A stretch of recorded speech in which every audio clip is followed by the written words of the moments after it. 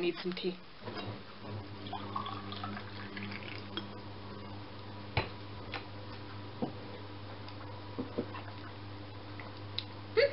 Oolong.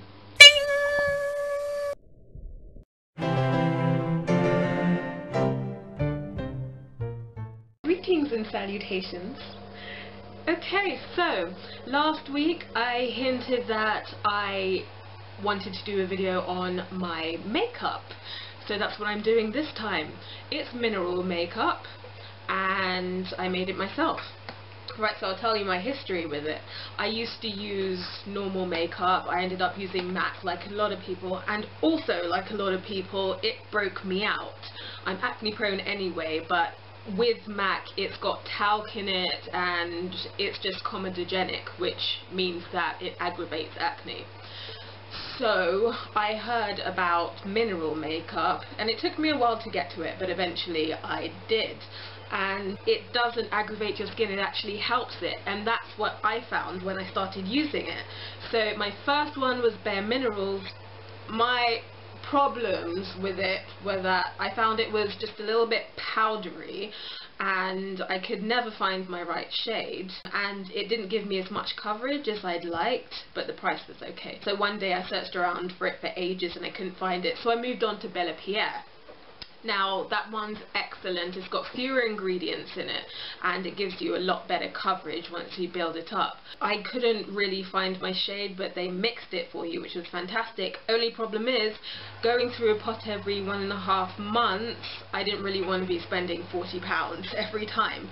So I looked at the ingredients and then I thought, hang on a sec, I might be able to do this myself. So I did some research online and I found all the ingredients I needed on eBay and I just mixed things together. So once I bought my ingredients on eBay, I bought them in bulk, yes, but they only cost me about £25, and for the amount that you get, for you to be making a big batch, it will last you forever. Literally, I made a batch which was probably about this big, that much in the container, and I've been using it for a year and I'm only maybe halfway through it. So this stuff will last me maybe about 3 to 4 years or something. So it's about getting your right shade at the end of the day.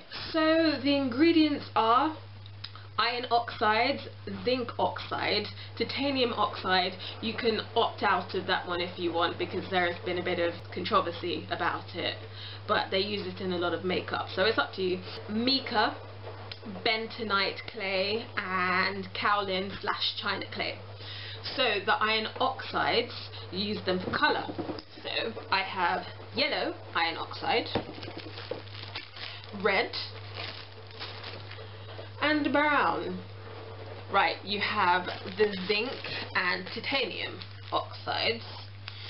They are for lightness. When I say lightness, I mean like when the iron oxides are a bit too dark for you and you need to lighten it up to match your skin tone, that's what they do. They're also a physical sunblock, so as opposed to the chemical stuff that you would get in suntan lotion and other makeups, they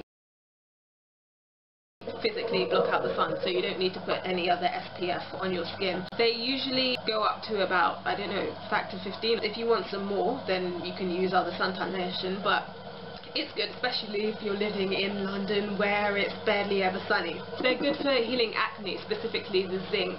You can also take tablets for it as well. These two can also be used as part of the base, so you can use a bit more of them than you would the iron oxides.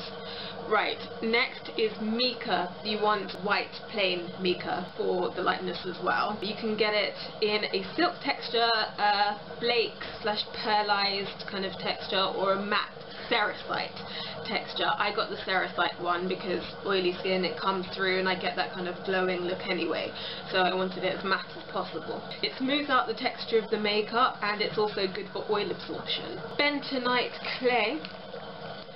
This has been used for a ridiculously long time for health benefits. You can also mix it with water and ingest it.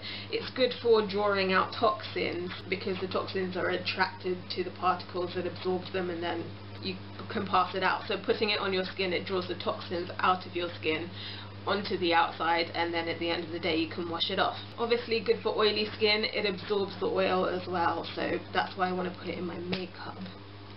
We have kaolin / china clay right here.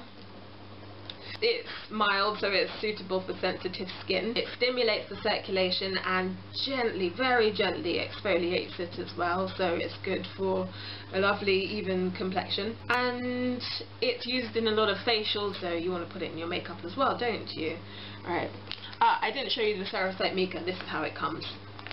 So I mixed them together in different quantities just until I found my shade. It will take you a long time to do that. I put them all in a container in different volumes, and I shook up the container a lot. You need to shake it a hell of a lot to get it mixed. And then I just used a brush with it, and then I pat it on my face. Another thing, after I did my research, I actually found this website, which I will link to. This lady who wrote it actually used exactly the same ingredients as I did, which is strange. So she actually has the measurements on there for your skin tone, so that will probably make it easier for you. It would have helped me. I've also found some other recipes online. If you just Google it, they want to put essential oils in there as well. Don't know if that's going to help you. It could do. Try it out. Yeah, I'll show you mine. So this is the one I made. Looks like that. Okay, now all I do is get my brush, my foundation brush, you load it up like that, and then you have to tap it off because it goes everywhere. You don't want to breathe this in, okay? So maybe try and hold your breath a little bit while you're doing it. Okay, so here, that's my skin beforehand. Okay, so you just brush it on like that, depending on how much coverage you want. You see the difference? See, that's the side that's not done, and that's the side that is done. Okay, it will oxidize over time, so if you think it's a little bit light now, that's okay, because it will get darker. The problem I have with my colour right now is that when I put it on, it's a little bit too dark, then maybe it just gets a bit darker, but in different lights it looks a bit weird. I mean, in cameras though, it looks very light, which is strange, so if you're a type of person who likes taking a lot of photos and things, just keep that in mind. Another thing, you can also use this as a concealer, so you just get your little concealer brush and you dot it on wherever you want, and then just layer everything on top. I hope this has given you good ideas. Definitely go onto that website if you want measurements. Good luck! Thanks for watching. Bye!